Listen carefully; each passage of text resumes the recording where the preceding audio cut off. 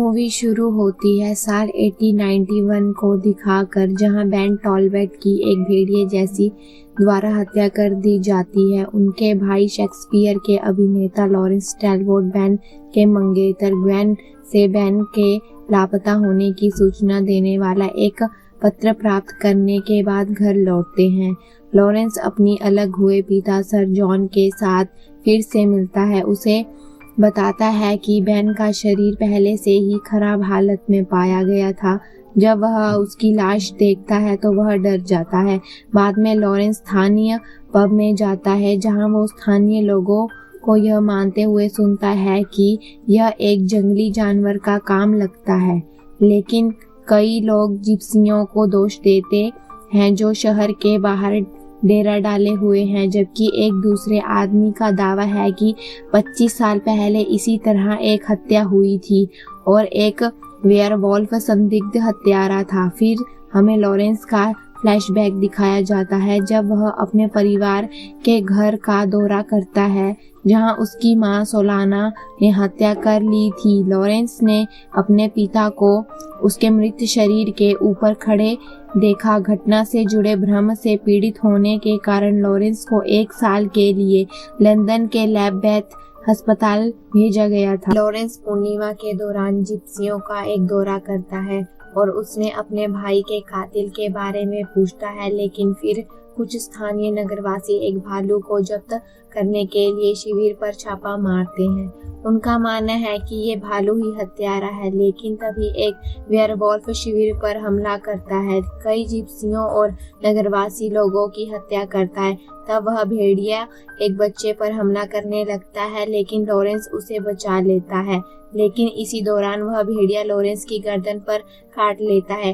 मालेवा नाम की एक जिप्सी महिला ने लॉरेंस की गर्दन के घावों को ठीक करती है, लेकिन एक अन्य जिप्सी ने जोर देकर कहा कि अब शापित लॉरेंस को दूसरे को मारने से पहले मार दिया जाना चाहिए। मालेवा उन्हें ऐसा करने से मना कर देती है और लॉरेंस को इसके घर पहुंचा देती। लॉरेंस को जब होश आता है तो डॉक्टर उसे देखकर हैरान हो जाते हैं, क्योंकि बिना किसी इलाज के लॉरेंस जल्दी ठीक हो जाता है। लॉरेंस बढ़ी हुई जीवन शक्ति और इंद्रियों को महसूस करता है। इंस्पेक्टर फ्रांसिस एबरलाइन हाल की हत्याओं की जांच करने के लिए आता है और उसे संदेह है कि लॉरेंस उसके मानसिक इतिहास के आधार पर जिम्मेदार है। ग्वेन की सुरक्षा के डर से लॉरेंस उसे दूर भेज देता है। इसी बीच शिकारियों ने भेड़िए को पकड़ने के लिए जाल बिछाया होता है। वह सर जॉन को एक तहखाने में जाते हुए देखता है, जहां उसकी मां की कब्र थी। सर जॉन खुद को अकेले एक कमरे में बंद कर लेता है और लॉरेंस को एक गुप्त चेतावनी देता है। तब उसी वक्त लॉरेंस एक वेयरवुल्फ में बदल जाता है और जंगल में भागने लगता है और वहां तैनात सभी शिकारियों को मार देता है। अगली सुबह जब लॉरेंस को होश आता है तो उसके कपड़े खून से भरे हुए होते हैं। यह देखकर एबरलाइन और पुलिस ने लॉरेंस को गिरफ्तार कर लिया और लैम्बेथ वापस ले जाया गया और वहां लॉरेंस को बहुत ज़्यादा टॉर्चर करते हैं। इसी दौरान लॉरेंस के पिता उससे मिलने आते हैं और बताते हैं कि 25 साल पहले भारत में एक शिकार अभियान के दौरान उन्हें लाइकेंथ्रोपी से संक्रमित एक जंगली लड़के ने काट लिया था। सर जॉन ने तब कबूल किया कि वह वेयरवुल्फ था, जिसने लॉरेंस को थोड़ा सा और हाल में हो रही हत्याओं के लिए जिम्मेदार है, जिसमें सोलाना और बेन शामिल हैं। सर जॉन ने यह भी स्वीकार किया कि उन्होंने शाप को दूर रखने के लिए हर पूर्णिमा की रात खुद को बंद कर लिया था, आत्महत्या करने पर विचार किया था, लेकिन अब उन्होंने शाप को गले लगा लिया और दूसरे को मारने की अपनी इच्छा के अनुरूप इसका इस्तेमाल करने का इरादा बना लिया। सर जॉन लॉरेंस को उस्तरा देते हुए यह बोलते हैं कि आज रात पूर्णिमा है और अगर तुम आत्महत्या करना चाहते हो तो इससे उस्तरे से कर सकते हो। फिर वह वहां से चले जाते हैं। रात होने पर डॉक्टर एक केस स्टडी के रूप में लॉरेंस को एक रूम में लेकर जाते हैं जहां बहुत सारे लोग होते हैं और उनको कहता है कि लॉरेंस को वहम है कि वो एक भेड़िए में बदल जाता है, आज हम उसका वहम दूर कर देंगे। लेकिन तभी लॉरेंस फिर से एक वेयरवुल्फ में बदलने जाता है और सभी लोग डर कर भागने लग जाते हैं। तब वो डॉक्टर की हत्या कर देता है।